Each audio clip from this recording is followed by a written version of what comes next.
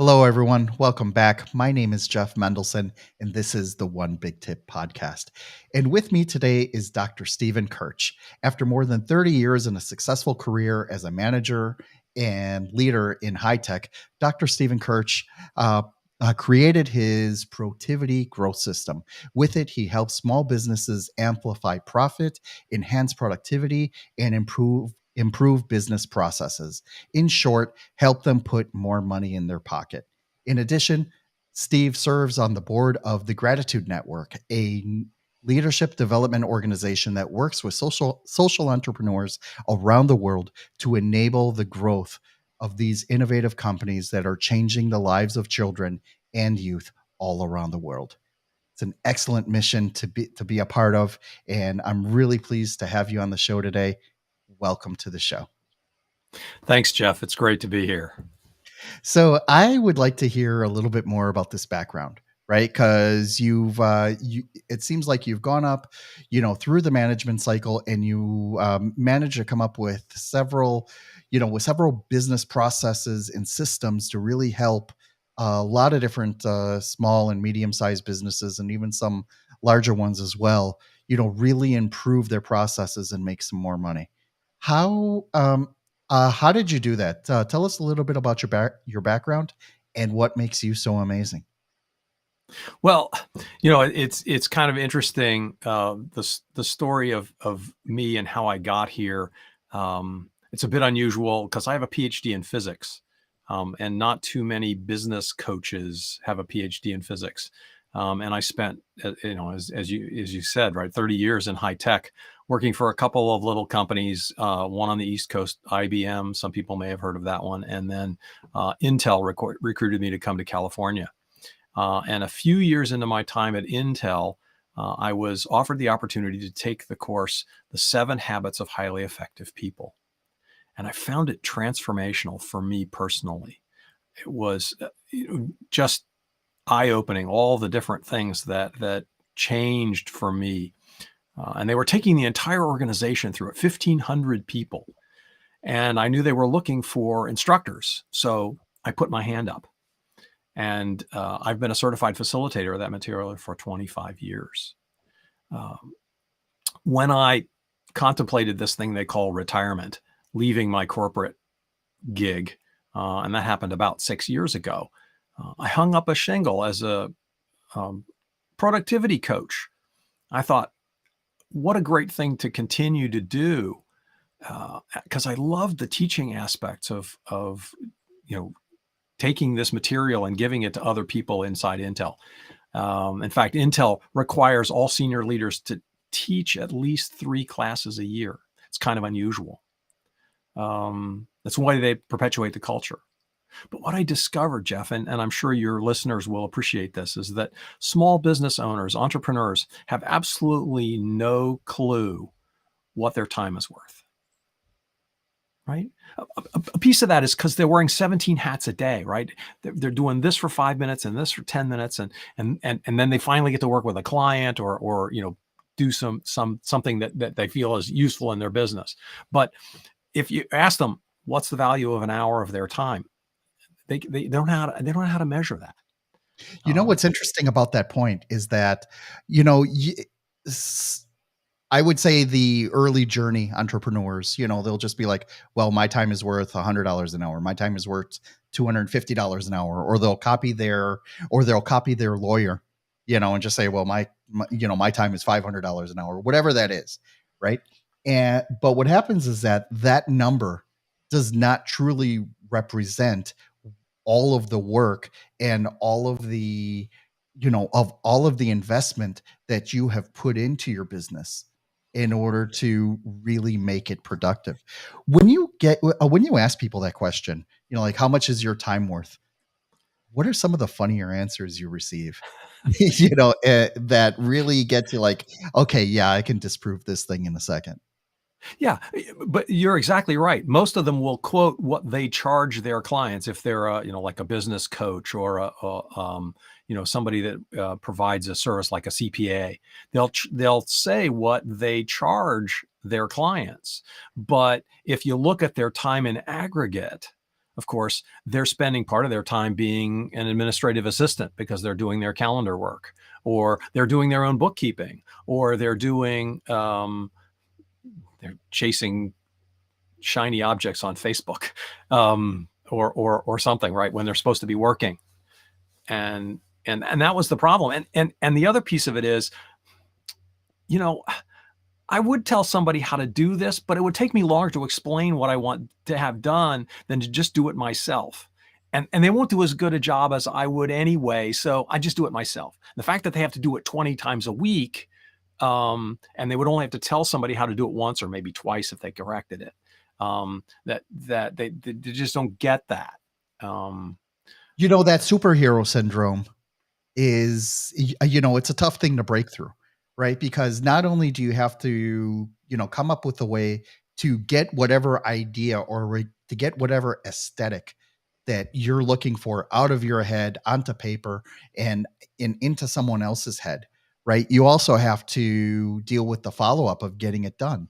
And then, like and I know this from my own personal experience because I'm just doing that cost benefit analysis. Like, okay, I'm going to spend an hour typing this thing up if I can just get it done by myself in 10 minutes.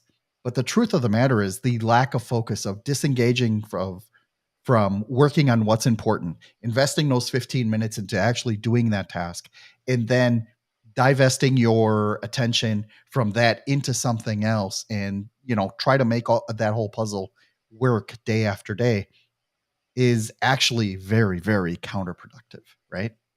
Oh, it certainly is. Yeah. Yeah.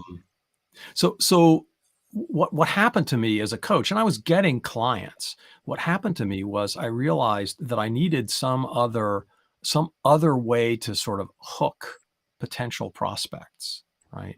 And we'll talk about this in a minute, in terms of my one big tip. But so I pivoted a little bit to talk more about how I could bring value, clear economic profit growth value to my clients. And that's what started me down the productivity path, because I was talking not just about productivity, but also about profit growth and helping, my promise in the system is that I can find $30,000 to $50,000 or more in untapped revenue for any small business in under 45 minutes. I saw that on your website and I wanted to ask you about that. So, first of all, it's a very bold and audacious claim, right? Yes. And at the same time, I'm sure I'm not just blowing smoke. Like, I'm sure you really can do that because every entrepreneur could use an improvement in their processes, right? But how do you deliver that in a way that you're not you're not being condescending to them, or you're saying like, hey buddy, your processes are not good, right? Or that you can actually deliver some value and then some, so that they can really see the difference in what this what this new advice or this new opportunity can actually bring them.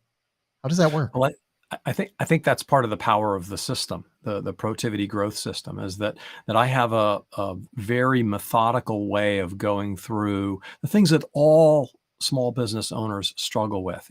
It's getting leads, turning those leads into clients, maximizing the value of each client, making sure that you're pricing your offerings, your product, your service properly, and making sure that more of that money drops into your pocket. And those 5 things constitute what makes a growing business, what makes a profitable business. And it's very methodical. It's step by step, and we have a conversation over the course of an hour. And finding $30,000, $50,000, even $100,000 is never a challenge. So let's talk a little bit about that because that's that's something that I'm sure a lot of people really would really would appreciate looking at. One of the things I'd like to ask though is like once you find these little holes in the in the processes that really do translate into actual dollars that your business may be leaking, how do you help them plug the holes? Well, that's where the rest of the productivity growth system comes in. Sometimes it's they're not working on, as you said, the important things. They're not working on the things that are most valuable to moving forward. I call it the knowing doing gap. They know what they're supposed to do, they just don't do it. How do you focus on what's really important? So that's sometimes what it is. Sometimes it's a business process thing because they're doing the same thing over and over again themselves instead of handing it off to an assistant or having a very, very clear structure. Maybe they don't have the right people in the right seats in their company, depending upon the size of the company. So I move back and forth between the different modalities of profit growth, productivity, and business process, depending upon what the needs are. And it may move 2 or 3 times, even in a single coaching session. Let's talk about that. Let's talk about the first part of your, of the productivity system. How does that look, and how do you describe it to people, and for them to articulate how it'll work inside their business? Well, and that is, my one big tip, right? That's the primary thing here, of understanding what makes your business unique. And I always ask my clients to come up with at least 3 things that makes their business unique. One of my coaches said, "Well, what do you have laying around on the shop floor? What are the things that are, you don't think about them being unique characteristics?" One of my clients is a business coach. She was a former director of opera, and so her ability to teach people how to speak with an authoritative voice, that's what she coaches. She coaches women on how to be heard in the conference room. But her ability to help actors do that on stage translates directly into what makes her unique in her business and her approach. So finding things, and the reason I ask for 3 is very often you'll find a business that will maybe have one of those in common. Occasionally, you might find one that has 2, but nobody's going to have all 3 of those unique qualities that you have. And then on the client side, what you want to do is you want to think about the conversation that's going on in the head of your prospects. They have a problem that they have, but they don't want. And they have a result that they want, but don't have. And what you need to do is to connect that problem with that solution, with that result, using your uniqueness. And if you can speak to your ideal clients in that way and interrupt the conversation that's going on in their heads, you will dominate your market. We call that the market dominating position. Let's go through an example of how that works, right? So you talked already about the opera coach, The right? business Who coach. Yeah. the business coach who used to teach opera, right? And being able to help women be more authoritative, in the boardroom, or in the C-suite, wherever that is. Now, when they go and apply those principles, right? When this business coach is taking people through it, what would be her what's the word I'm looking for? What would be her approach, to getting people to actually understand, like, okay, here's what I want you to do different, and here's why. Well, I don't necessarily have to sit in on the coaching sessions with her. Um, but in terms of the way she markets herself, which and what we're talking about here is a marketing message, right? It's making sure that they understand what she's going to be teaching them is how to speak more effectively. But the message that she has to give is one that interrupts that conversation that's going on, and nobody's listening to me, right? So you say, "Are you struggling to be heard in the conference room?" Right? Is your voice being overlooked? So it's making sure that this is what jumps out at them from a landing page or a LinkedIn message or wherever it is that you're doing your marketing. Okay, fair enough. So now, like, once you have all that, like once you have interrupted that conversation, you hooked them, right? Now you need to actually, bring the story together in order to bring them in as, like as a client, right? And there's a Yes, process involved, for how you're going to onboard them and how you're going to serve them. sure. What are the next steps, in the process that help you through that? Yeah. So um, we talk about the thing called the conversion equation. It's interrupt, engage, educate, and offer. All right. So that's how you bring a client, a prospect into the. So you interrupt that conversation. You engage them by connecting that problem with that result. Again, using your unique capabilities. Right. That's the educate piece, and then you make a simple offer to them. Um, Download this free thing that you have. I have an ebook on my website. Um, and I've been working with another um, franchise consultant who his offer is 7 things to think about when you're considering buying a franchise, or 3 reasons that today is the perfect time to start a franchise. So have some kind of simple downloadable that you can offer people, of course. You know And what's then, of course, interesting? go ahead. No, so what I was going to say was that, what's interesting is that sometimes entrepreneurs forget that you really should be making offers all the time, right? And whether that offer is for your main ticket item or even for your lead magnet, it really is important that you have to be putting yourself out there and offering something that people can bite onto, whether it's a free lead magnet or a extremely low cost one.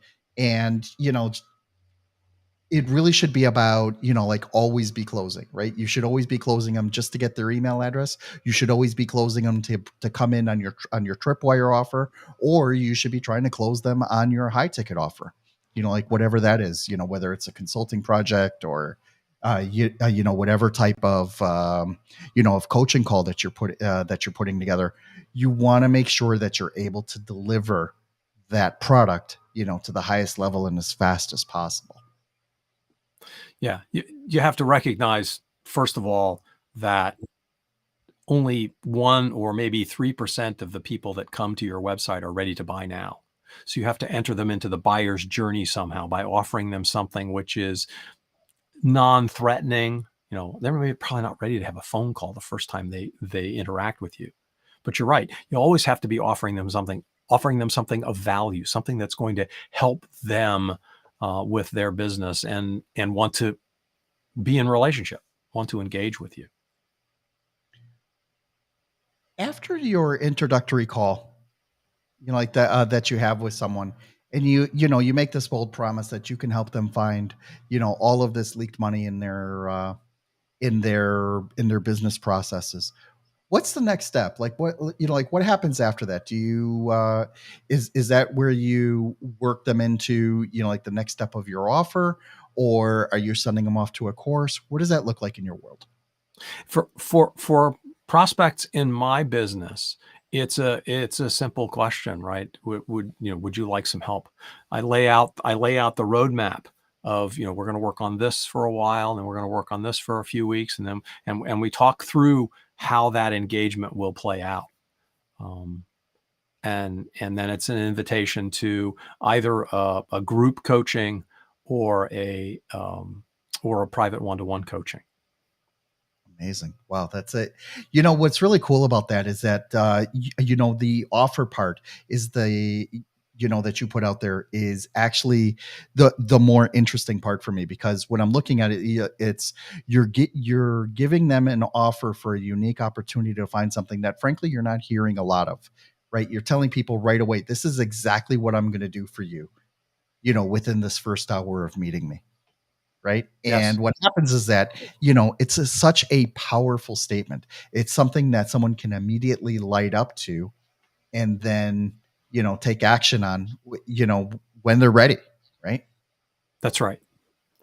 And I think the other thing that's a little unusual about the way I structure my business and my relationship with my clients is that I actually am part retainer and part contingency.